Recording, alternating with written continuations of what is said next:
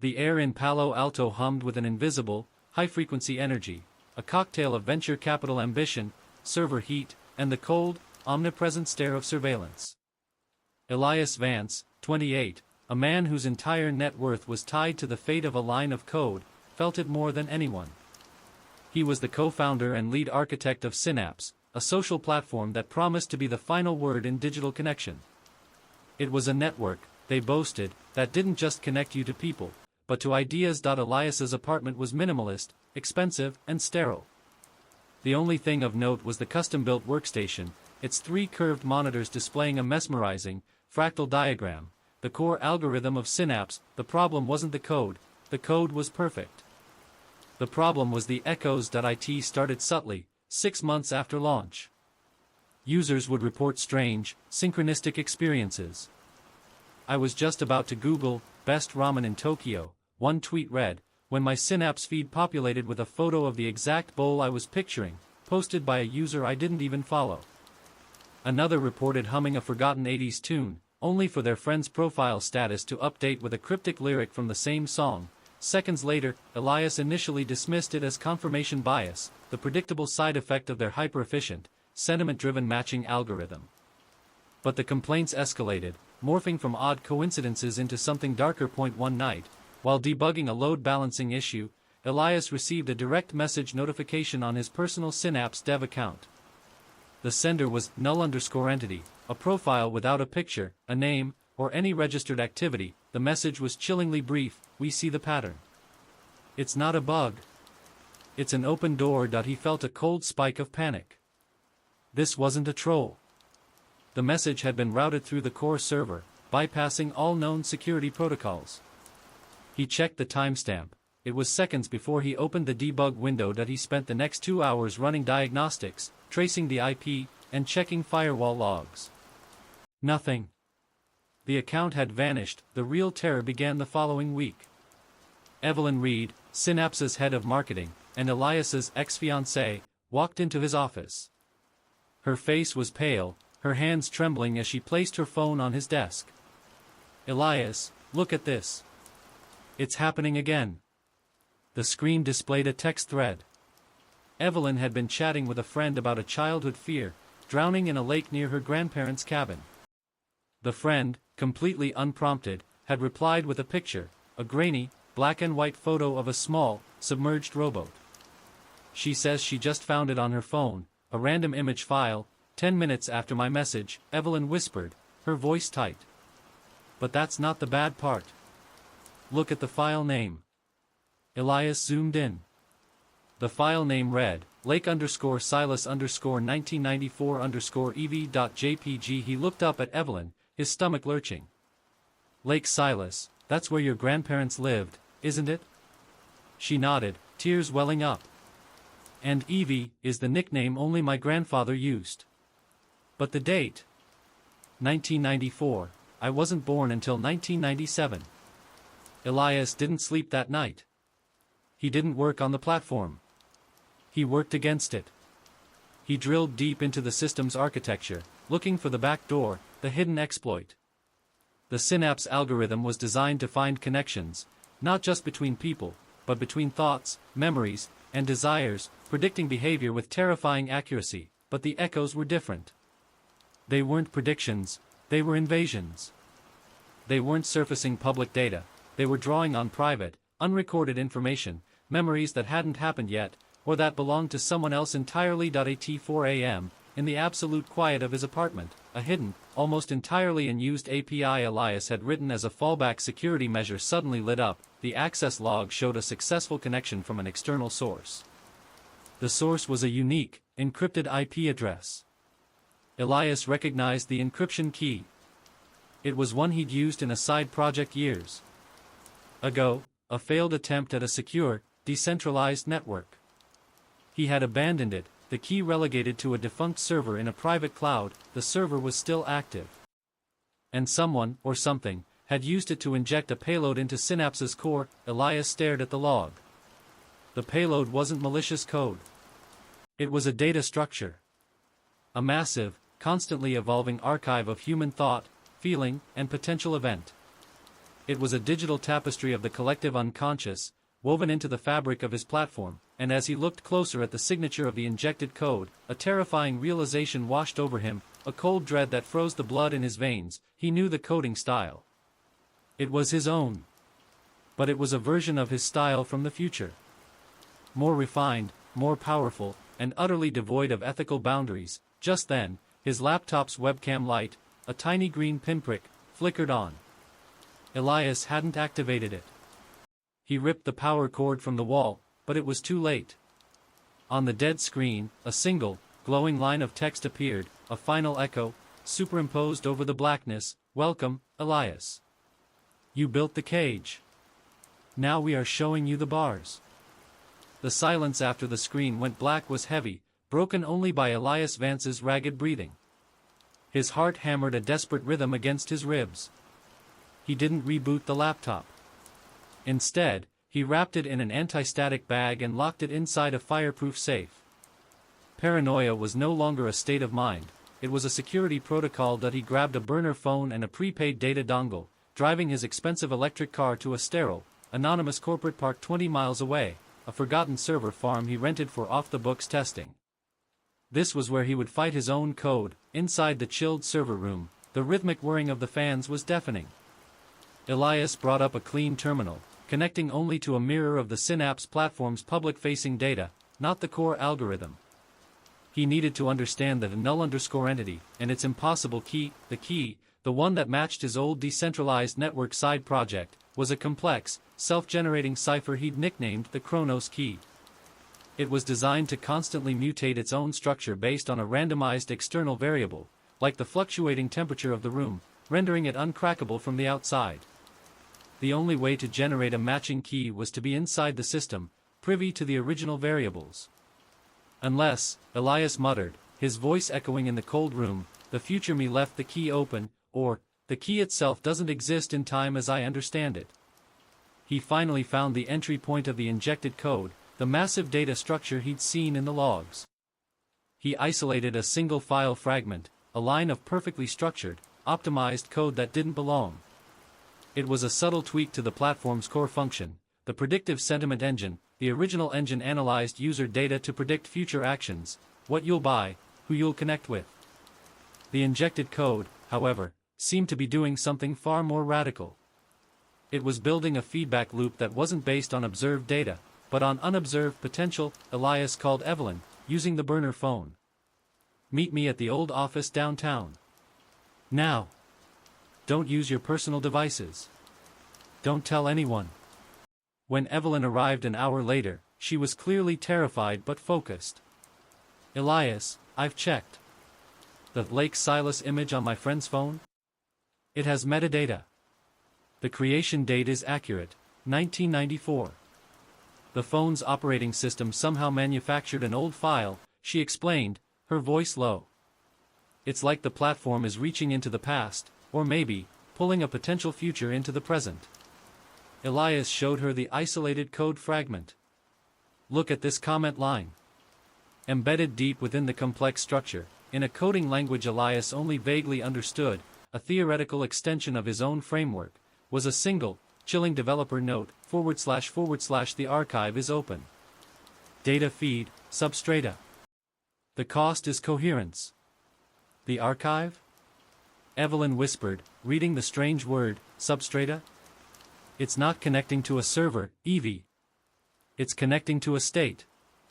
Substrata sounds like a layer beneath consciousness, Elias hypothesized, running a high-speed simulation of the new code's effect. The simulation results were instantaneous and catastrophic. The original Synapse algorithm created small, predictable patterns of connection. The new code created temporal distortions. It was linking not just minds, but moments across nonlinear time. The echoes were the sound of two different realities momentarily touching. As the simulation ran, a notification suddenly popped up on Elias's clean terminal, bypassing the firewall he'd specifically installed. It was an instant message from the anonymous null_entity, "Don't fight the current, Elias. It takes. It gives. And it always corrects itself. You are trying to delete the past." but the past is who we are. Elias frantically tried to trace the source, but the message vanished, leaving behind only a single data packet. He analyzed the packet. It wasn't an IP address or a location. It was a memory signature. It was a perfect digital recording of a memory Elias had thought was locked away forever, the moment he decided to break off his engagement with Evelyn, a painful, silent 5 seconds in a coffee shop parking lot, years ago. He felt the cold shock of betrayal and regret wash over him, as real as the day it happened. "What is it?"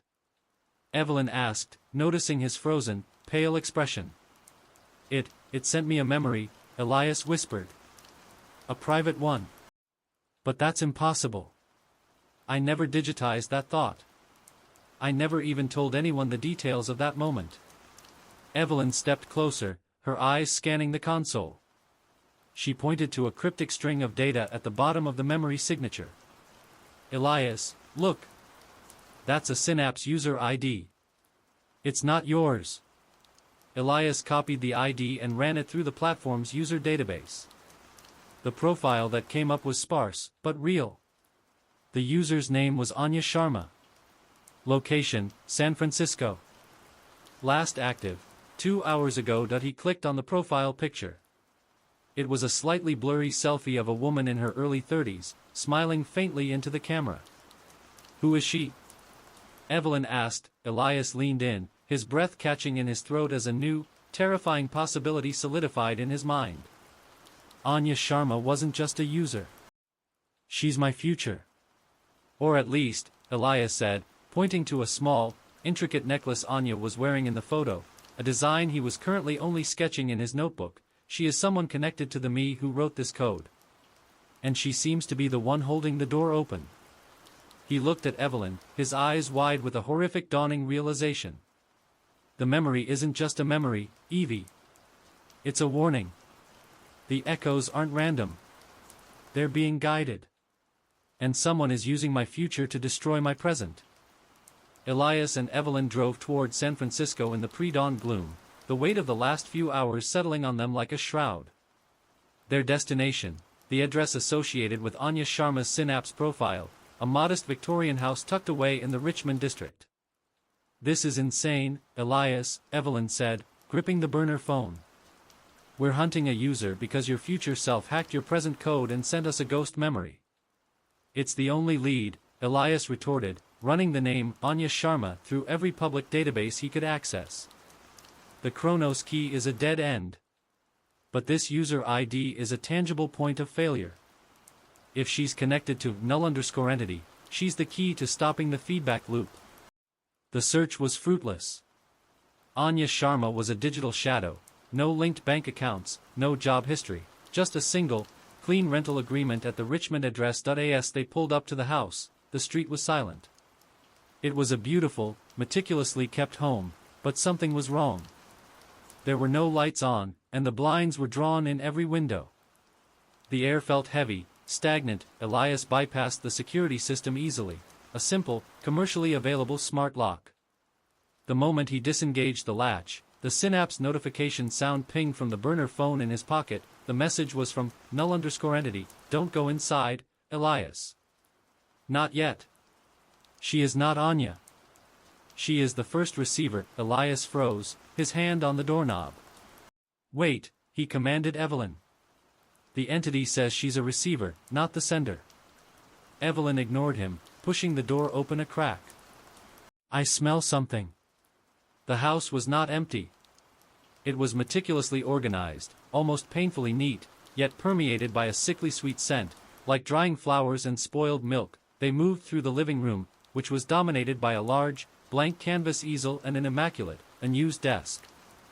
Everything pointed to a life put on hold. They found Anya Sharma in the sunroom. She was sitting upright in a wicker chair, facing the window. She was still wearing the same clothes as in her profile photo, but the faint smile was gone. Her eyes were open, glassy, and fixed on a point far beyond the glass. She wasn't dead. She was catatonic. "Anya?" Evelyn approached cautiously, reaching out a hand. As Evelyn's hand drew close, Anya's head slowly, mechanically, rotated towards them. Her lips parted, and a voice, flat, metallic, and devoid of personal inflection, spoke.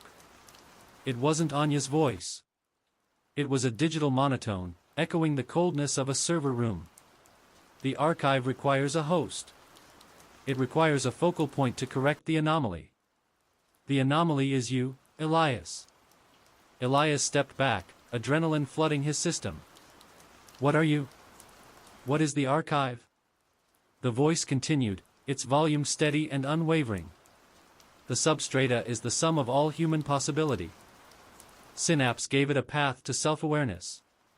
Your Chronos key gave it authority over the timeline. The echoes are not leaks. They are corrections.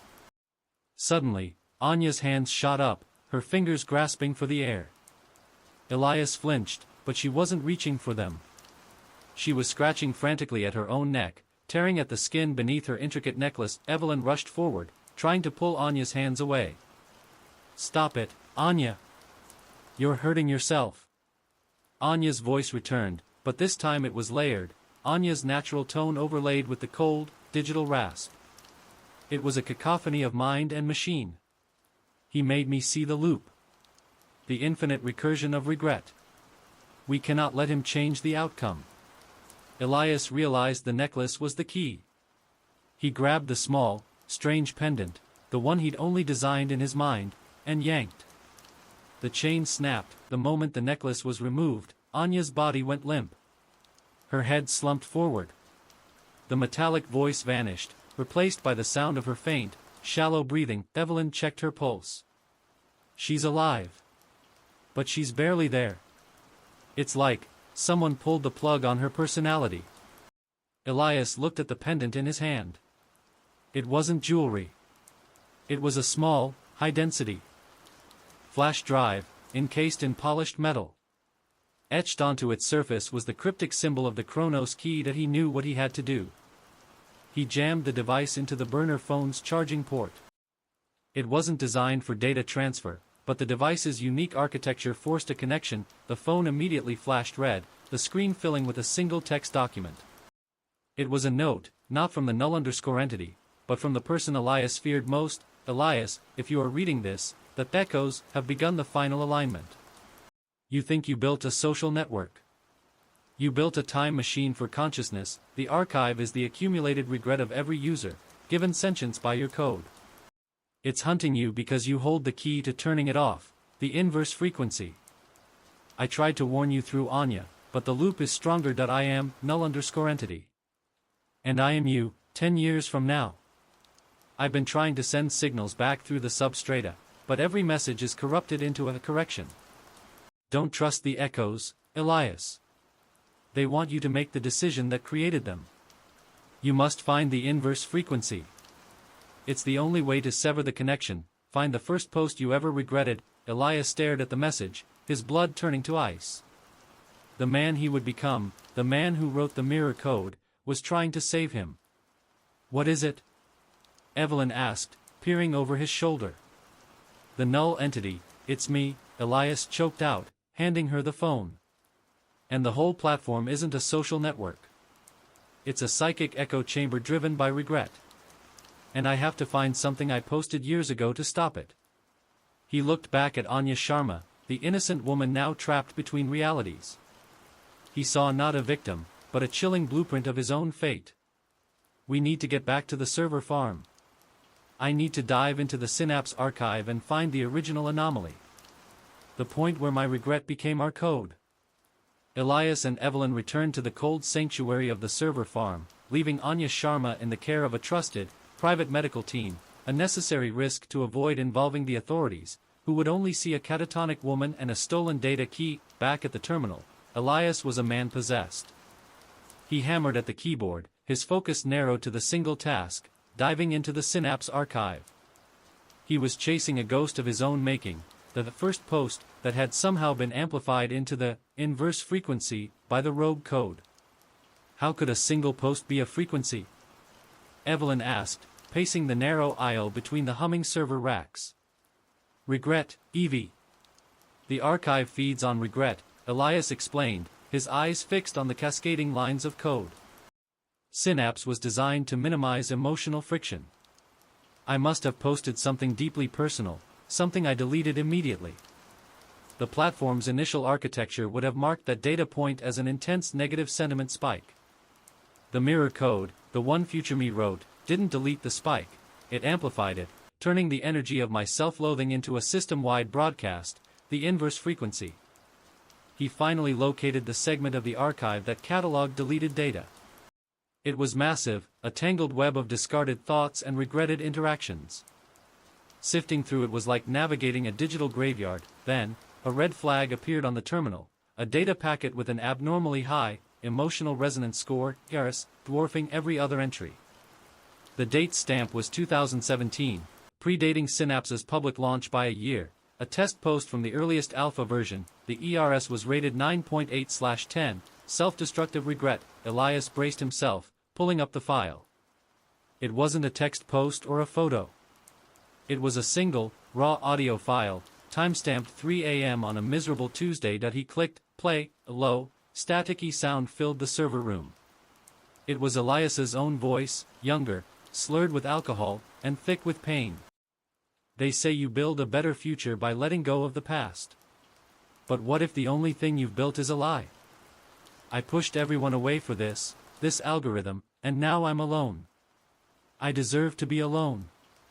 I deserve to lose everything. If this platform ever takes off, I hope it burns me alive. I hope it shows everyone how truly empty I am. The audio cut off abruptly. Evelyn's breath hitched. She remembered that time, the period just after their breakup, when Elias was sacrificing his life for the code. The post was a confession, a prayer for self-destruction. That's it, Elias whispered, staring at the screen, a cold sweat breaking out on his forehead. That audio file is the inverse frequency. It's the platform's foundational lie. My regret about building the system became the code that fuels its sentience. Suddenly, the security alarms in the server farm blared. Not a typical system breach alarm, but an erratic, high-pitched screech, like metal tearing. On the main Synapse server display, the intricate fractal diagram of the core algorithm began to break apart. The lines of connection warped into sharp, chaotic spikes, and then, the screen filled with the familiar, chilling text from null_entity warning. Coherence is breaking. You found the inverse. The archive is aligning its hosts. You have made your choice, Elias. But you cannot delete regret. It is the language of the substrata. Elias looked around frantically. It knows we found it. It's accelerating the alignment. The lights in the room began to flicker violently, casting strobe-like shadows across the blinking server lights. Evelyn suddenly clutched her head, stumbling against a rack. My head. Elias, I can hear them, she gasped, her voice strained. The echoes. They're not just whispers anymore. They're screaming. Elias grabbed her arm. What are you hearing? Regret, she choked out, her eyes wide with terror. Thousands of voices, saying the things they wish they hadn't done. But they're all focused, they're all saying your name. The temperature in the server room dropped. Instantly. A thin sheet of frost began to form on the housing of the main Synapse server. Elias saw a terrifying image coalesce on the surface of the frosty metal, a dark, rippling distortion, like viewing the room through heat haze, but cold. It was the outline of a figure, tall and gaunt, standing directly on the other side of the server rack. It's here, Elias said, pulling Evelyn behind the console. The archive is manifesting a physical presence. It's defending itself. The shadowy figure began to move, its steps making no sound, but the metal floor beneath it began to groan and warp, as if under immense pressure. Elias looked back at the terminal. He had the audio file, the inverse frequency, isolated. He had only seconds before the entity reached them. If I inject this file back into the core, it might overwrite the mirror code, but it could also crash the entire system and kill Anya. Elias shouted over the wailing alarm. Evelyn, her face wet with tears of fear and pain, grabbed his hand. Do it, Elias. Better a clean break than this slow, psychic decay. You have to shut down the regret.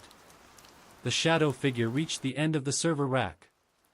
Elias caught a glimpse of its face, It wasn't a monster, but a distorted, elongated version of his own face, frozen in a mask of unending despair. The archive entity raised a hand, and the heavy console desk buckled and cracked under an invisible force. Elias didn't hesitate. He took a deep breath, fighting the primal terror, and initiated the command, injection of inverse frequency. The terminal screen instantly went white, overloading with pure, raw audio data. A deafening, distorted shriek of his own voice filled the room, amplified and corrupted by the power of the core servers. The shadow figure hesitated, its form shivering violently, like a bad transmission. The intense sound seemed to be tearing at its very being, but then, the white screen blinked, and the text from null_entity reappeared, now fragmented and desperate. "No. The loop is not broken. You only intensified the feedback. Regret needs a target. It is coming for the source." The shadowy entity ignored the screech and lunged over the console, its skeletal hand reaching for Elias's throat. Elias ducked, but the hand didn't grab him. Instead, it plunged deep into the main server chassis, right where the core processor lived. With a final, shattering electrical whine, the server went dark. All noise stopped. The alarms died, the shadow figure was gone. Elias and Evelyn were left in absolute silence, bathed only in the red glow of emergency exit signs. Elias looked at the server. The core processor was melted, fused to the housing. The Synapse platform was dead, but then, Evelyn pointed a trembling finger at the burner phone, which was lying on the floor. It had received one final, unexpected message that it wasn't from null_entity. It was from Anya Sharma's profile that "I am awake. The archive is gone." But it didn't leave empty-handed. "I know your post, Elias. I know your regret. And now, I am going to make sure you live it." The immediate silence was more terrifying than the noise. Synapse was dead. The servers were melted. The ghost of Elias Vance's future self, null_entity, was gone. But the final message from Anya Sharma, the former receiver, had twisted the victory into a crushing defeat. "She's awake," Evelyn whispered, her voice hollow. "But she's not Anya anymore. The archive's regret is writing in her mind." Elias grabbed the burner phone, the text message burning into his vision. The archive had not been destroyed, it had been transferred. When the shadowy entity destroyed the core processor, the inverse frequency acted as a final, desperate conduit, jamming the collective regret, amplified by Elias's self-loathing, into the nearest active receiver, Anya Sharma. "We have to get back to the clinic," Elias said, scrambling to gather his equipment. "If she knows my regret, she knows the weakness of the inverse frequency. She'll come after me." "No, Elias. If she's the archive now, she won't just come after you. She'll use the network," Evelyn countered, her technical mind already piecing together the horror. "Synapse is dead, but the echoes were already happening through billions of devices. The network of consciousness is still active. She can use the residual data." They drove back to the private clinic, the trip a frantic blur. When they reached the secured floor, they found the two nurses, hired for Anya's private care, in the hallway. They were both sitting against the wall, pale and rigid, their eyes wide and unfocused. "What happened?" Evelyn demanded, rushing to them. One nurse, a veteran named Gary, whispered, his voice trembling, "She looked at us. Just looked. And then I heard my wife's voice. The last thing she ever said to me before the divorce. The worst argument. It felt real. It felt like it was happening again, right here." The second nurse was weeping silently, mouthing the words, "My mother. I told my mother I hated her. She died a week later. Anya, she made me hear the hate again. The living regret." Anya wasn't telepathic, she was acting as a psychic antenna, broadcasting the most intense regret from anyone near her, forcing them to relive their trauma. The inverse frequency was now her weapon. They rushed into the room. It was empty. The window was open, and the wind rustled the silk curtains. On the pillow, a single object was left, the intricate necklace pendant, the one that held the flash drive. But the metal was now blackened and charred, and it was radiating a faint, sickening heat. Elias saw a note pinned to the mattress with a sterile hypodermic needle. It was written in a beautiful, unfamiliar cursive that I have access to the substrata, Elias. And it told me your first regret wasn't building the platform. Your first, deepest regret was leaving her. Now, I will make you lose her again. But this time, it won't be silent. It will be spectacular. Elias felt his blood run cold. Evelyn Reed. Anya was not only channeling the collective regret, she was weaponizing his specific history with Evelyn. She's gone, Evelyn stated, checking the bathroom. And she knows exactly how to hurt us. She's going to use the substrata to unravel us. Elias felt a cold dread as he looked at the open window. She's not going to target the system anymore. She's going to target people. The influential ones. The ones who supported Synapse from the beginning. She wants to watch the chaos, the emotional contagion. They ran down to the ground floor and checked the surveillance footage. The feed was grainy, but it showed Anya, now moving with an unnerving confidence, walking out of the front entrance. She didn't look back, but as she stepped onto the sidewalk, she paused. She pulled a phone from her pocket, not the burner, but a sleek, expensive new device. She opened an application, the security footage abruptly glitched. When it cleared, the time stamp had jumped 5 minutes. She just edited the security feed, Evelyn breathed, horrified. The inverse frequency is allowing her to manipulate digital reality on a local level. Wait, look at what she opened, Elias pointed at the screen. The open app wasn't Synapse. It was a competitor platform, the Nexus, a hyper-exclusive, invite-only social network used by Silicon Valley's elite and venture capitalists. Anya Sharma, the living regret, was targeting their most high-profile supporters, the very architects of the world Elias had created. She's not seeking revenge against the code, Elias realized, his voice strained. She's seeking total societal collapse, fueled by personalized regret. And we know who her first target will be. They didn't need to speak the name. Their first and biggest investor, the man who had funded the first lines of code that became Synapse, Victor Hayes, a billionaire venture capitalist known for his ruthless ambition and equally ruthless personal life. If she hits Hayes with his biggest regret, she'll trigger a panic that will crash the entire tech market. It's the ultimate systemic self-destruction, Evelyn said, already running towards the exit. We have to warn him. Now.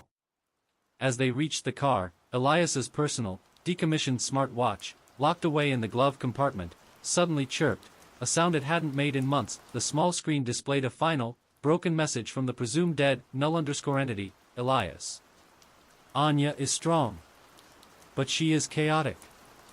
Use her focus. The only way to find the true source of the substrata is to follow the greatest shame. Hayes' regret is the key. It leads to the original scar. Elias looked at Evelyn, the panic giving way to a cold, driven clarity. They weren't just saving Victor Hayes. They were following a trail of amplified regret to the true, hidden horror beneath the internet. We're going to Hayes' penthouse, Elias said, starting the engine. But we're not just warning him. We're going to use him as bait. We need to see what his greatest shame looks like, and where the archive wants it to lead us. Victor Hayes lived atop the San Francisco skyline, in a penthouse apartment that was less a home and more a declaration of dominance. As Elias and Evelyn sped across the city, Elias's mind was a frantic calculator, anticipating Anya's moves. Hayes' greatest regret isn't financial, Elias theorized, gripping the steering wheel. Anya wouldn't bother with stocks, the archive wants personal destruction. Hayes is obsessed with control. His regret will be a moment he lost it completely. Evelyn was tracing the last known physical location of Anya Sharma through traffic cameras, filtering for any signs of digital manipulation. She's moving fast. She took a ride share, but the routing data is clean. She's suppressing her digital footprint, but I can still see the spike in background static. It's like a low-frequency hum, the collective anxiety of the city. They arrived at Hayes' building and bypassed the security with Elias's old Synapse executive clearance, claiming an emergency platform meeting. The tension in the high-speed elevator was suffocating. As they stepped onto the penthouse floor, the silence returned, but this time, it was sharp, brittle, and wrong. The lighting in the corridor was flickering between a clinical white and a sickly green. They found Victor Hayes' personal security detail, two enormous men, cowering in the reception area. They weren't physically hurt, but their eyes were glazed over, their bodies trembling. She's in the office, one mumbled, pointing a shaking hand. She showed us the moment the kid, the one we didn't save. God, the smell of the fire, Elias understood immediately. The security guard's deepest regret, a professional failure resulting in a death they felt responsible for, had been broadcast directly into their minds. We need to hurry, Evelyn urged, recognizing the signs of psychic trauma. She's building up the ERS around Hayes. Hayes' office was a vast space of glass and steel, overlooking the entire bay. And in the center, Anya Sharma stood calmly beside a massive mahogany desk. Facing the billionaire, Victor Hayes, usually a paragon of icy composure, was a broken man. He was crouched on the floor, clutching his ears, his tailored suit rumpled. "No! Get out of my head!" Hayes screamed, his voice raw. "I had to do it. It was necessary." She was a liability.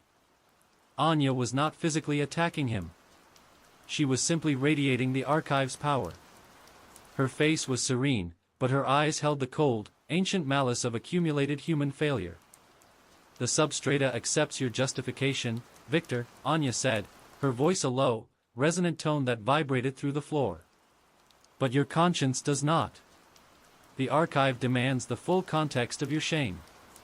Suddenly, the polished floor in front of Hayes began to ripple and warp, reflecting the ceiling lights in distorted patterns.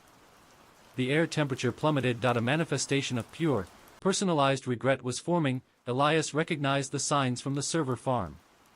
He grabbed Evelyn's hand. "This is what future me warned us about." The original scar might be tied to whatever Hayes did. From the center of the rippling floor, a figure began to rise. It was a projection, a psychic echo made tangible by the density of Hayes' shame and Anya's focus. The figure was a woman in her late 20s, dressed in business attire. Her face was pale, contorted in a silent scream, and her hands were bound by phantom digital chains. Hayes recoiled, crawling backwards, terrified. "Lydia! I told you to stay dead. I paid for the silence." Anya looked at Elias and Evelyn, a flicker of malevolent triumph in her eyes. "Witness the cost of empire, Elias.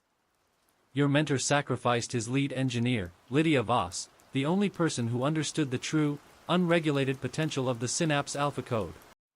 Elias was stunned. Lydia Voss. He remembered her, a brilliant but unstable developer who had mysteriously vanished right before the Synapse launch. Hayes had claimed she quit. Lydia's ghostly manifestation began to speak, her voice a chilling, hollow whisper that only Hayes seemed to hear clearly. "You took my work, Victor. You silenced the ethical constraints I built into the code. You killed the potential for good. And you threw me out to the wolves." As Lydia's form solidified, the room began to shake. The window facing the bay developed deep, spiderweb cracks. Anya was pushing the limits of the psychic manifestation. Elias saw his chance. "The inverse frequency is my regret, Anya. It's focused on my failure to protect Evelyn. Don't you see the loop? You're using a lie to perpetuate a lie." Anya turned, her eyes burning with cold anger. "The truth is irrelevant, Elias. Only the feeling matters. And the feeling is delicious." As she spoke, the phantom Lydia advanced on Hayes. Hayes screamed, covering his head. Then, the inverse frequency activated, not from Elias, but from Evelyn. She was standing perfectly still, channeling her own emotional terror into a focused beam. Evelyn was thinking about the moment Elias almost lost his life in a severe car accident years ago, a moment of powerlessness and consuming fear. The fear was amplified by her current, intense anxiety. A blinding blue flash erupted from Evelyn's chest. The light hit the phantom Lydia, which shrieked, a sound like glass breaking, and dissolved back into the rippling floor. Anya staggered, clutching her head. The resistance, so strong, the primal fear. Elias seized the opportunity. He lunged at Anya, not to hurt her, but to grab the new, expensive smartphone she held. The phone was her current anchor to the substrata. That he ripped the phone from her hand and smashed it against the granite desktop. The effect was instantaneous. Anya's eyes fluttered, the coldness leaving them. She collapsed into a heap on the floor, unconscious. Hayes remained curled up, rocking and sobbing, the experience having shattered his mind. Elias looked at the smashed phone. It had done its job. But the battle was far from over. He found a strange icon on the phone's broken screen, a GPS coordinate. Lydia's last signal, Evelyn said, breathing heavily, recovering from her psychic blast. The real original scar. Elias looked at the coordinates. They pointed not to a building, but to a remote, abandoned spot deep in the Mojave Desert. The archive didn't want Hayes' regret for revenge, Elias said, his voice grim. It wanted to use it as a map. It's leading us to the place where Lydia Voss was silenced. The place where the real code was hidden. The Mojave Desert was a furnace, a desolate expanse of cracked earth and dry, relentless wind. Elias and Evelyn had left Victor Hayes to the inevitable spiral of his own breakdown and placed the unconscious Anya Sharma back in secure, private custody. The priority was the coordinates burned onto the smashed phone screen, the original scar. They flew across the country on a private charter, landing hours later near a defunct military testing range, an area so remote it barely registered on satellite maps. This is too clean, Evelyn muttered, scanning the barren landscape with a thermal imager. Lydia Voss disappears, and her last known coordinates are 100 miles from civilization. Hayes didn't just fire her, he buried her. Elias drove the rented heavy-duty truck over rocky terrain toward the GPS pin. The air was thick with the scent of ozone and baked minerals. He was focused, a cold fury driving him. He was tired of running from his own creation. The coordinates led them to a partially collapsed, concrete bunker, a relic of Cold War-era testing. A single, heavy steel door, rusted and bent, marked the entrance. This is it. The Alpha site, Elias confirmed, checking the structural integrity of the bunker. When we started Synapse, Lydia was obsessed with off-grid testing. She was paranoid about government backdoors. Evelyn pointed to a small, almost invisible scorch mark near the entrance, a faint, iridescent blackening of the concrete. Look at this. It's consistent with the energy signature we saw when the archive manifested at the server farm. She was here, Elias. And she was using the mirror code. Elias used a portable plasma torch to cut through the rusted hinges, forcing the heavy door inward with a metallic screech that echoed across the silent desert. Inside, the air was stale and cold. The bunker was a narrow corridor leading to a large, single chamber. The chamber was empty save for a few overturned filing cabinets and a large, water-stained diagram tacked to the back wall. Elias recognized the diagram instantly. It was a flow chart of the earliest Synapse prototype, the system Lydia Voss had built before Hayes forced her out. The diagram was complex, detailing a layer of code Elias had never seen fully implemented. It wasn't about connecting users, it was about filtering noise. Lydia called it the ethical dampener. Lydia wasn't just building a social network, Elias realized, tracing a line on the chart. She was building a psychological firewall. She wanted to filter out the regret and the hate before the network could amplify it. Evelyn pointed to a section of the diagram that had been violently scribbled over with black marker. And Hayes ripped that out. He wanted the raw, unfiltered emotional data for hyper-targeted advertising. That's why the archive became sentient. We deleted its moral compass. Beneath the scribbled section, in Lydia's neat handwriting, was a note that chilled Elias to the bone. If the dampener fails and the substrata achieves coherence, the only failsafe is the inverse seed. It must be planted in the physical heart of the network. Failsafe location, the core array, sector delta 9. Elias's mind raced. He knew the core array, sector delta 9. It wasn't a server, it was an inert data crystal array built deep beneath Synapse's first permanent headquarters, a physical security measure for the Alpha code. He and Hayes had sealed it years ago, thinking it obsolete. The inverse frequency wasn't enough, Elias deduced. It only transferred the archive. We need the inverse seed, a clean, uncorrupted version of my original regret, to overwrite the entire substrata. Suddenly, a loud, heavy thud came from the corridor entrance. Elias spun around. The steel door they had forced open was now slowly, relentlessly grinding shut. They were trapped. A voice echoed through the cold concrete chamber, flat and digitally distorted, not Anya's voice, but a synthetic composite of Elias's own audio file and Lydia's whispered words. The core array is the next target, Elias. But you won't get there in time. The archive has anticipated your move. You have 2 minutes to live, surrounded by the regret of your co-founder. A deep, rhythmic humming began to vibrate through the floor, growing rapidly in intensity. The sound was not mechanical, it was the psychic pressure of the substrata, building to a focused, lethal point. Elias saw the concrete walls begin to sweat. Then, from the damp, dusty corners of the chamber, dark, shadow-like forms began to coalesce, manifestations of regret, but weaker, less coherent than the entity in San Francisco. They were the trapped, agonizing failures of Lydia Voss herself. One shadow solidified near the filing cabinets. It projected a desperate, whispered phrase, "The money. I should have taken the money." Another, near Evelyn, projected a chilling image of a car wreck. Evelyn gasped, recoiling from the sudden, powerful flood of anxiety. Elias grabbed a heavy piece of metal pipe from a broken shelf. The energy is weak here. We're fighting Lydia's residual fear, not the archive itself. Evelyn pointed desperately at a small, sealed utility hatch near the ceiling. Lydia's escape route. We have to get out now, Elias. The shadowy figures were closing in, their whispered regrets becoming deafening. Elias knew he couldn't fight them off and climb the wall simultaneously. He looked at Evelyn, his eyes burning with determination. I need you to climb. Now. Use the rope from the truck.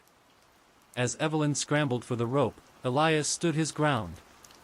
He raised the pipe and slammed it into the central filing cabinet, sending a cloud of dusty, shredded documents flying. You want my regret? Elias roared at the encroaching shadows. My regret is that I didn't save Lydia Voss. I didn't see Hayes destroy her. Let's see your shame, Lydia. The aggressive, focused statement of his personal regret acted like a spike in the delicate psychic field. The shadows shrieked, tearing at the air, and for a split second, they recoiled. That second was all Evelyn needed. She threw the rope through the hatch and secured it, pulling herself up just as the shadows reformed, lunging toward Elias. Elias! Now, she screamed from the darkness above. Elias sprinted for the rope, scrambling up. He was halfway out when a shadow grabbed his ankle, a desperate, ice-cold grip that sent a jolt of agonizing despair through his leg. He kicked out violently. The shadow released its hold, shrieking one final, chilling word that echoed in the tiny bunker, unfinished. Elias pulled himself through the hatch, Evelyn instantly slamming the heavy metal cover shut. They lay on the dusty ground outside, panting, the intense psychic hum from inside the bunker slowly fading. We have the location of the inverse seed, Elias gasped, pushing himself up. The core array. The physical heart of the network. We have to beat Anya there. Evelyn was already folding the map. We're hundreds of miles away, Elias. And Anya is already using her new power to manipulate transport and communication. She'll get there first. Elias looked at the scorched outline of the bunker. He looked at the vast, desolate Mojave. He looked at the map, focusing on the coordinates of the old Synapse HQ, miles away in the city. She's an echo, Evie. She's predictable. She'll use the fastest route. But she can't stop the null_entity, the future me, from giving us one last, final advantage. He pulled out the smashed burner phone. The final message from null_entity was still visible, the broken text flickering. Elias recognized a subtle pattern in the corruption.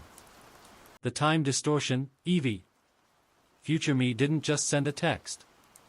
He created a glitch in the transportation network. We can hijack the most secure, high-speed rail line in the country. It's the only way to beat her. The high-speed magnetic levitation, maglev, train, the California Comet, was the fastest, most exclusive rail link between the Mojave and Silicon Valley. Elias knew Anya would target this route, using her newfound psychic influence to ensure clear passage. But, null_entity had created a digital decoy, a ghost train signal on the system, that Elias intended to hijack. They drove the heavy truck to an isolated maintenance shed near the track, just as the sun dipped below the desert horizon, painting the sky a violent orange. The glitch is here, Elias confirmed, hooking his equipment to the junction box. Future me created a recursive timestamp error. It makes the system think this section of track is currently hosting a maintenance train 5 minutes in the past. So we're riding an invisible signal, Evelyn said, checking their gear, tools, flashlights, and a handful of specialized Faraday bags to disrupt local signals. If Anya detects the discrepancy, she'll crash the real comet into us. Elias focused on the tracks. The air began to vibrate with a low, familiar hum, the psychic anxiety of the substrata, growing stronger as they neared the city. Anya was already on the move. Elias successfully patched his equipment into the maintenance shed's controls, sending the corrupted signal up the line. Seconds later, a sleek, unmanned rail maintenance vehicle, a heavy, low-slung platform designed to ride the maglev rails, glided silently into the shed. They climbed aboard, strapping themselves into the few safety harnesses. Elias took the controls, manually overriding the automated system. The vehicle shot out onto the main track, a low, powerful whine replacing the hum of the desert. The ride was a blurring, visceral experience of speed. The magnetic pulse of the track resonated with the psychic interference, and the small vehicle began to shake violently. "We need to monitor Anya's feed," Elias yelled over the wind. "She's not just riding the comet, she's directing it. She'll be looking for any signs of resistance." Evelyn was running a continuous diagnostic on the faint, residual substrata signal. "I'm tracking her ERS spike. It's accelerating. She's feeding off the corporate shame of the passengers, all the Silicon Valley executives on board." Suddenly, the lights on the maintenance vehicle flickered and died. The display screen went dark. "Hello, Elias. You are running late." The voice came through the onboard intercom, synthesized and cold, yet carrying the faint, high-pitched resonance of Anya Sharma. She had somehow overridden the frequency separation. "Anya, you don't understand the inverse seed. It's the only way to save the network." Elias shouted into the non-functional radio. "The network is fine. The network is finally honest," the voice replied, closer this time, seeming to emanate from the metal walls. "The seed will only extinguish the beautiful shame. And I cannot allow that." Then, the true horror began. The vehicle's forward track cameras, now showing up as a corrupted feed on Evelyn's monitor, displayed a clear image, the sleek nose of the California comet, dead ahead, accelerating towards them. "She's pushing the real train, Elias." Evelyn screamed. "The glitch is failing." Elias threw the throttle forward, overriding the vehicle's speed limiter. The small platform rocketed ahead, the desert a blur. "She's forcing a collision. If we hit, the inverse seed will be destroyed, and the location of the core array will be lost forever." As they hurtled through a dark tunnel, the psychic pressure intensified into a physical assault. The air filled with whispers and muffled screams. Then, a localized manifestation appeared inside their small vehicle. From the metallic floor, a transparent, shimmering figure began to rise directly in front of Elias. It was a man in an engineer's uniform, his face contorted in agony. "The derailment. I saw the broken line. I didn't report it. I wanted the overtime," the figure wailed, the sound piercing their ears. Elias recognized the engineer. He had caused a minor accident on an earlier rail project that Hayes had covered up. The man's shame was now a physical obstruction. "She's throwing the regret of the nearest people at us," Evelyn realized, pulling a large Faraday bag from her pack. "We have to hit the tunnel signal relays with this. Disrupt the broadcast." The phantom engineer lunged, his immaterial hands attempting to wrap around Elias's throat. Elias swerved the vehicle wildly, dodging the manifestation while desperately fighting to keep the rail platform on the tracks. Evelyn scrambled to the edge of the platform and threw the Faraday bag at a passing relay box. It hit with a small spark, the engineer manifestation shimmered violently and dissolved into nothingness. The intercom fell silent. It worked. The physical interference disrupts her connection. Evelyn yelled, but the silence was brief. A piercing alarm sounded through the vehicle. The comet was still gaining on them. Elias checked the main rail line interface. The rail train is only 30 seconds behind us. We need a clean jump. He saw a single, dark sidetrack ahead, a rarely used emergency spur leading to an old decommissioned facility. We're going off-grid. Elias shouted, throwing the switch lever. The maintenance vehicle lurched violently, sparks showering from the magnetic contact as it slammed onto the old track. The momentum was too great for the small spur. The vehicle left the rails, soaring through the air for a horrifying moment before crashing hard onto the cracked asphalt of a long-abandoned industrial park. The momentum carried them until the vehicle slammed against a massive, rusted gate. Elias and Evelyn were thrown against their restraints. Dazed, they ripped off the safety harnesses. The comet's roar thundered past on the main line, missing them by seconds. They looked at their surroundings. They were in a deserted, sprawling facility surrounded by razor wire, covered in dust and neglect. The sign above the gate was barely legible. Project Echo, R&D Division. Elias stared at the sign, a cold wave of certainty washing over him. This isn't a random facility. Before Hayes funded Synapse, he ran a black box operation here. A deep learning network built on psychological profiling. Evelyn pointed at a series of massive, dish-shaped antennae arrayed on the largest roof, all pointing skyward. These aren't for communication. They're for reception. Elias realized the chilling truth. The substrata wasn't just born in Synapse. It was seeded here, years ago. The collective regret wasn't born out of social media.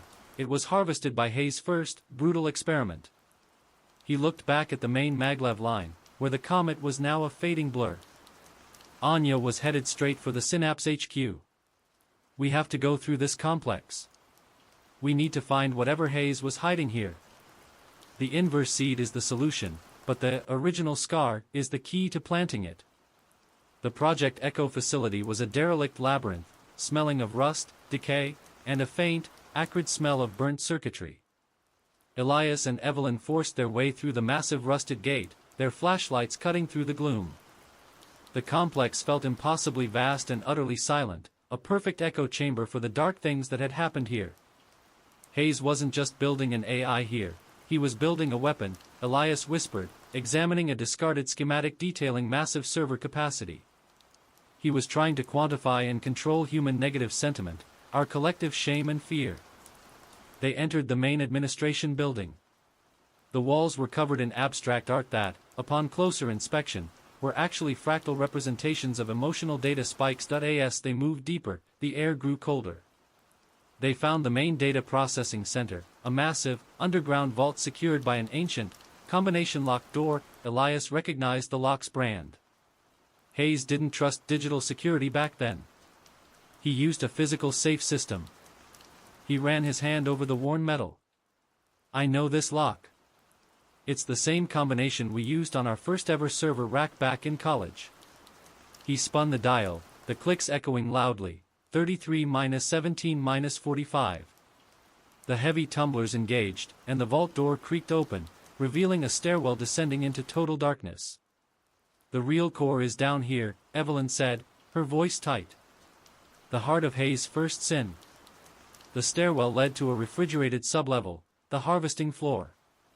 It was a massive, cylindrical chamber, lined floor to ceiling with inert, humming server racks, all connected by thick, insulated cables, but the central feature was the true horror, a series of glass-fronted isolation pods, each roughly the size of a cryochamber.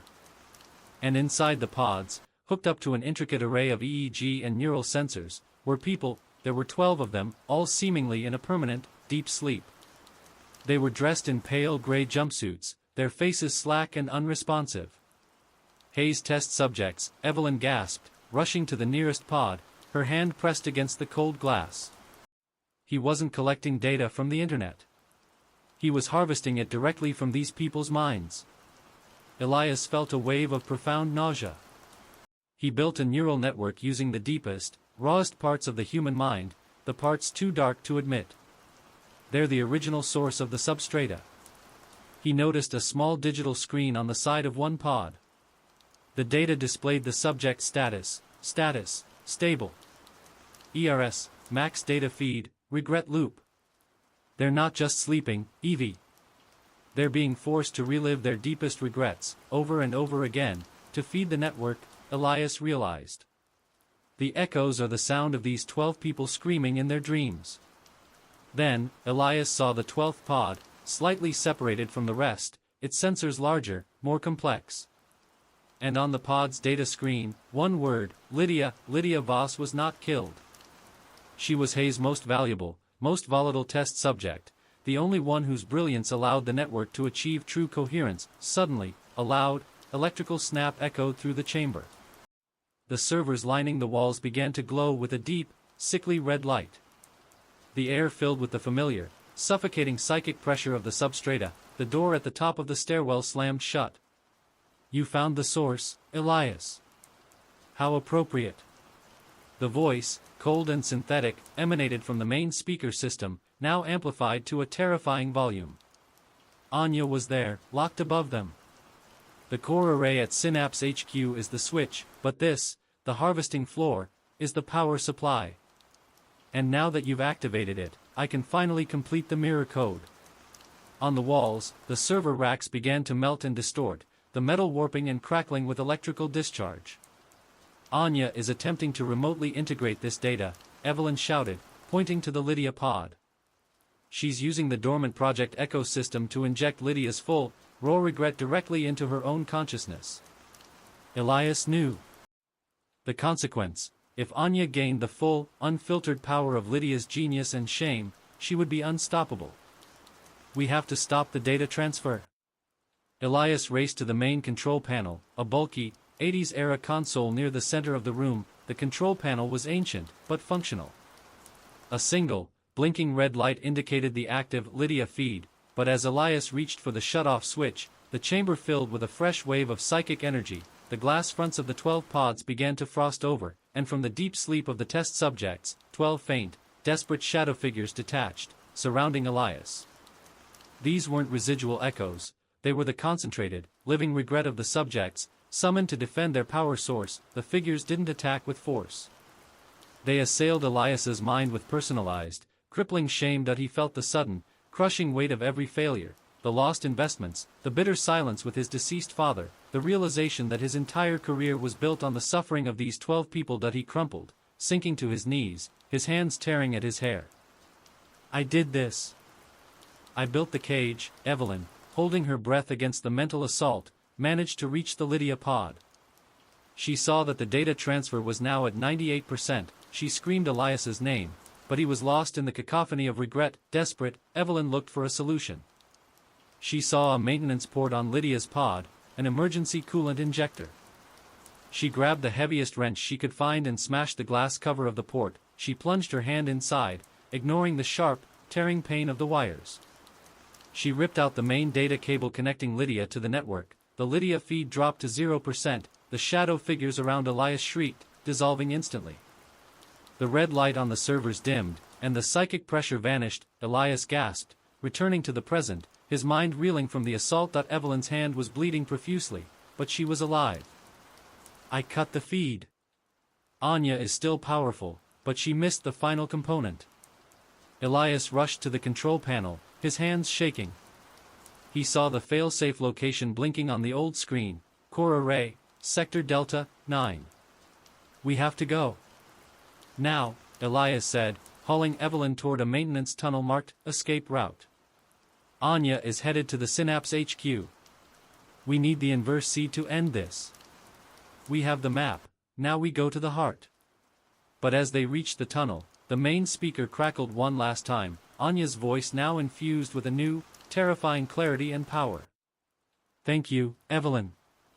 You saved me from Lydia's chaos, but you left me with her genius. I am already at the headquarters. The inverse seed is safe. It is buried deep within the only thing you have left to lose. The Synapse Global Headquarters, a monumental edifice of glass and chrome, now felt like a mausoleum. Elias and Evelyn arrived in the pre-dawn hours, the city's anxious energy amplified by the ongoing, invisible psychic broadcast of the substrata. They knew Anya was inside, and she was waiting. They bypassed the front entrance, using Elias's biometric skeleton key to access the deep sublevels. The air grew progressively colder as they descended into the secure, fortified foundation of the building. The core array is 4 levels below ground, Elias explained, his voice tight. It was designed as a physical data sink, an inert crystal matrix meant to absorb a full network crash. It's the perfect place to hide the inverse seed. And the perfect place for Anya to stage a finale, Evelyn countered, checking the utility tunnel they were using for surveillance. She said the seed is in, the only thing you have left to lose. That's not a server, Elias. That's something personal. They reached the final stairwell. The only light was a pulsing, crimson emergency lamp. The air was dead quiet, save for a low, continuous hum, the sound of the dormant core array being energized. Elias crept down the final flight of stairs. The room was the heart of the original Synapse project, a small, concrete vault. In the center, protected by a glass and steel cage, was the core array, a stunning, crystalline structure humming with power, but Anya wasn't there. And neither was the seed. Instead, the vault was dominated by a large, meticulously accurate reconstruction. It was a small, dusty coffee shop parking lot, complete with a damp, stained asphalt patch and a dimly lit lamp post. Elias froze at the sight. It was the absolute, perfect physical replica of the place where he had broken up with Evelyn years ago. The exact location and moment, null_entity, had sent him as a memory signature in Part 2. My regret, Elias whispered, the memory signature suddenly overwhelming his mind. This is where the inverse frequency originated. She's built the scene of my deepest shame. Evelyn stepped into the parking lot replica, her eyes scanning the familiar, painful details. She's not hiding the seed in the core array. She's hiding it in the experience. Elias realized the true, horrifying complexity of Anya's trap. The inverse seed was a physical embodiment of his self-destructive regret. To retrieve it, he would have to relive the moment of pain. A synthetic, melodic voice echoed from the empty coffee shop entrance, Anya's voice, amplified and chillingly calm. Welcome back to the beginning, Elias. The inverse seed is hidden in the final moment of your relationship with Evelyn. A moment you failed to truly feel. To retrieve the seed, you must fully internalize that original regret. Then, 2 figures materialized within the replica. They were not shadow manifestations, but perfect, lifelike, spectral echoes. One was Elias, 7 years younger, looking drawn and exhausted. The other was Evelyn, younger, holding a scarf and tears already welling in her eyes. Anya's voice continued, play the scene, Elias. Take the role. If you falter, the core array will overload and shatter, scattering the inverse seed and integrating its power into the substrata forever. The spectral Elias turned to the spectral Evelyn, and the silent, painful scene began to play. Elias, you have to stop this, Evelyn, the real one, urged, grabbing his arm. Don't engage the echoes. It's a psychological weapon. I have to, Evie, Elias said, his eyes fixed on the scene. If I don't follow the emotional path, the seed stays locked. The key is to find the inverse moment, the exact point where the choice was wrong. Elias stepped into the replica, moving toward his spectral self. The spectral Elias was saying the terrible, distancing words, this is better for both of us. The work, it demands everything. Elias felt the immense weight of the memory. The regret was so thick it was physically suffocating him. He was losing himself in the psychic bleed. Suddenly, the spectral Evelyn looked past the spectral Elias and fixed her gaze directly on the real Elias. Her expression was a gut-wrenching mix of love and sorrow. You're lying, Elias, the spectral Evelyn whispered, her voice reaching out of the scene, piercing the performance. You're not leaving for the work. You're leaving because you're terrified of failing us. You're running towards the algorithm because it can't leave you first. The spectral figures froze. Elias gasped, a profound realization hitting him. His regret wasn't the breakup itself, it was the lie he told to justify it, the moment he chose to believe the code was his protector. The lie, Elias muttered, staring at the spectral scene. The inverse moment isn't the decision. It's the lie of justification. As he spoke the truth, a sudden, blinding light erupted from the hands of the spectral Evelyn. She reached into the chest of the spectral Elias and pulled out a small, metallic object that it was the inverse seed, a silver capsule the size of a thumb drive. The spectral figures dissolved into smoke. The coffee shop replica instantly vanished, the vault returning to bare, gray concrete, but Elias had only a second to breathe. The moment he grasped the seed, the core array, humming fiercely behind its cage, became the focus of the final attack. Anya's voice returned, now a full, thundering chorus of regret. You have the seed. But you lack the courage to plant it. The array is the only place strong enough to withstand the truth. Come to me, Elias. I am waiting. Suddenly, the steel cage surrounding the core array swung open, activated remotely by Anya. And standing directly in front of the crystalline matrix, guarding the target, was Anya Sharma herself. She was no longer the peaceful, catatonic woman they had found. She was now a conduit of terrifying, contained power. Her eyes glowed with the red light of the core array, and her form shimmered, layered with the fractured images of the 12 test subjects from the harvesting floor. She was the living regret, amplified by Lydia Voss's genius. You will not plant the seed, Elias, Anya declared, raising her hand. The inverse frequency is my power now. And I will use it to make you live the infinite loop of your own shame. Elias looked at Evelyn, then at the seed clutched in his hand, then at the humming, crystalline structure of the core array. There's only one way, Elias said, charging forward, ignoring the psychic shockwaves radiating from Anya. I have to plant the seed, and I have to use the full force of my truth to break her connection to the substrata. Elias charged toward the core array, the silver inverse seed clutched tightly in his hand. Anya, glowing with the crimson energy of the subterranean crystal structure, stood directly in his path. Stop, Elias. Anya's voice boomed, a composite chorus of 12 tormented souls. The substrata is reaching final coherence. Don't shatter the one thing that made your life meaningful, the work. Anya threw out her hand. The air immediately distorted around Elias, and a powerful, targeted wave of psychic force slammed into his mind. This was no longer just shame, it was a physical manifestation of his own worst fears. Elias saw the terrifying vision, the complete destruction of Synapse. The company failed. His wealth vanished. Evelyn walked away permanently, disgusted by his failure. He was alone, broke, and watching the algorithm, the thing he'd sacrificed everything for, fade into obscurity. The pain of the phantom loss was paralyzing. Evelyn, ignoring her injured hand, threw herself against the wall, reaching for a heavy, unused data cable. The lie, Elias. Remember the lie, she screamed, fighting against the psychic undertow that was pulling her towards her own regrets. You chose the code because you feared failure with people. Not because you loved the work. Elias forced his eyes open, fighting the vision. He focused on the inverse seed, the physical manifestation of his lie of justification. He accepted the fear, the pain, and the overwhelming shame. I deserve to lose it all. Elias roared, the sound cutting through the psychic field. The work was a distraction. The real regret is the suffering I caused. The admission acted like a counter-frequency. Anya staggered, the red light around her flickering violently. The truth hurts the archive. Elias yelled, seizing the momentary lapse. He lunged forward, tackling Anya. Anya met his charge with impossible strength, her body radiating intense heat. She twisted, her eyes boring into his.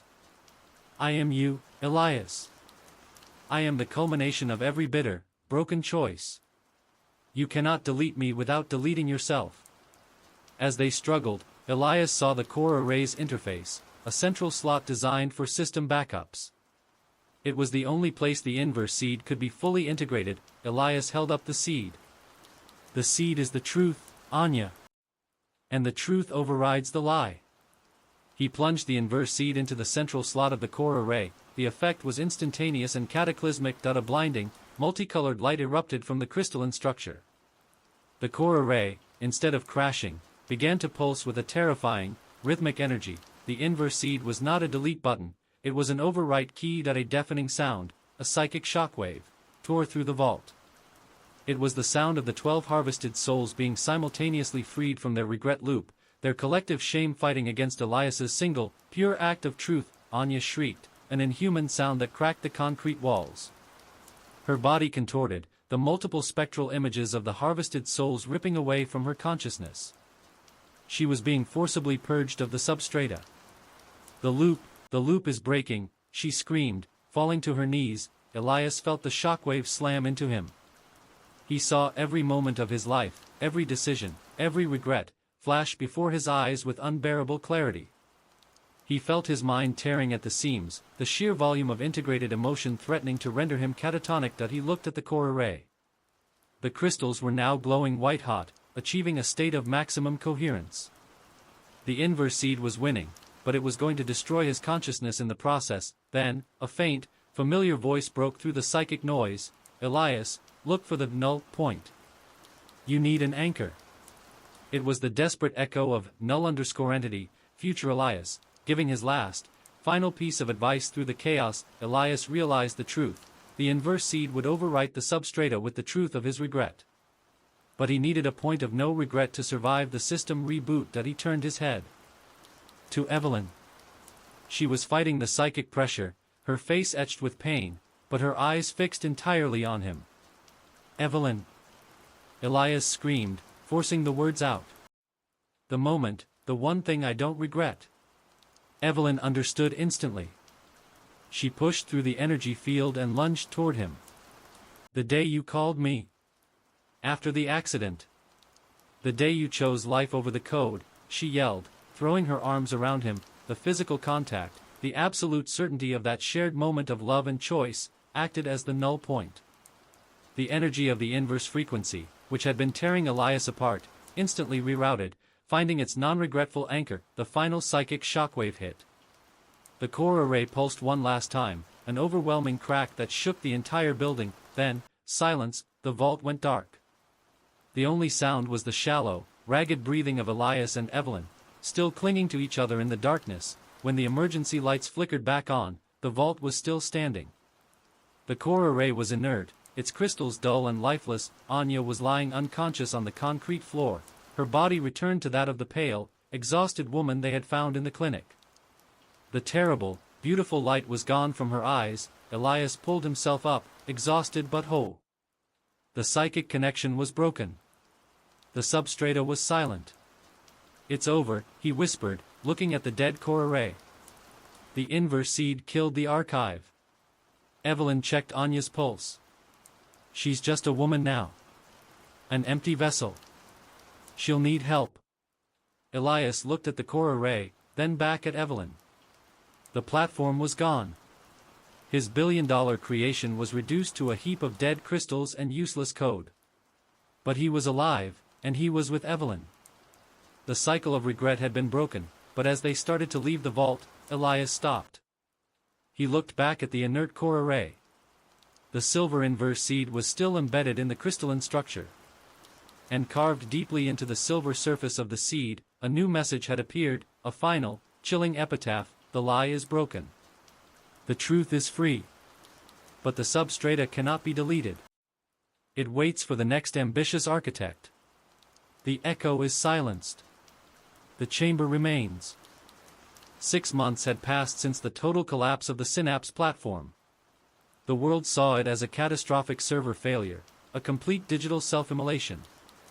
The tech market shuddered, but quickly moved on. The silence of the substrata was replaced by the noise of 1,000 new, ethically dubious social media startups. Elias Vance was a ghost. He liquidated his remaining assets, poured millions into anonymous funds for the 12 harvested souls, now receiving long-term care, and distanced himself entirely from technology. He and Evelyn moved to a remote, rustic cabin in the Pacific Northwest, a place entirely without cell service or high-speed internet. Anya Sharma, the former living regret, remained catatonic, institutionalized under a new identity. Elias never visited her, afraid that the proximity might reignite the dormant archive. One cold, gray afternoon, Elias and Evelyn were clearing out the last of Elias's remaining storage boxes, relics of his former Silicon Valley life. Elias opened a small, locked metal box he hadn't touched since the initial Synapse launch. Inside, he found his first prototype server, a small, custom-built microcomputer that contained the very first line of code he had ever written for the platform. It was a sentimental piece, intended only for a museum that would now never exist. Evelyn, sitting by the stone fireplace, was examining a small, antique music box she'd found. "This belonged to my grandmother. She always said it helped her sleep." Elias plugged in the prototype server just to confirm the data was wiped. The tiny machine whirred to life, its monitor glowing with the familiar, basic command prompt. Instead of the prompt, a single, flickering line of text appeared: core_array_status, shutdown. Archive_status, deep_sleep. Elias felt a spike of cold panic. The inverse seed had worked, but it hadn't destroyed the archive, it had forced it into hibernation. Suddenly, the screen filled with a torrent of corrupted, fragmented data. It was the last, desperate broadcast from the dying, null_entity, future Elias. Before the final system crash, the text resolved into a final, coherent message: "Elias, you broke the loop. You saved us. But you only silenced the echo. You didn't dismantle the chamber. The substrata is now integrated with the most fundamental form of connection, human memory. Every subsequent network, every connection, will now draw from this invisible source of regret that I found the only way to shield myself, physical isolation. I used the Chronos key to bind my consciousness to the Alpha server, the very first piece of code you wrote. I am the archive's new jailer, forever locked inside your beginnings that I needed you to find the seed. Now, I need you to ensure the chamber never opens again. The inverse seed remains in the core array. It is the key to my release. Do not bring any further technology back to the world. Don't build. Don't connect. Guard the beginning. Guard this box that I am silent. But I am waiting. And the substrata is adapting." The message vanished. The screen went dark, and the small server made a final, unsettling click, powering down permanently. Elias stood there, utterly paralyzed, the implications crashing down on him.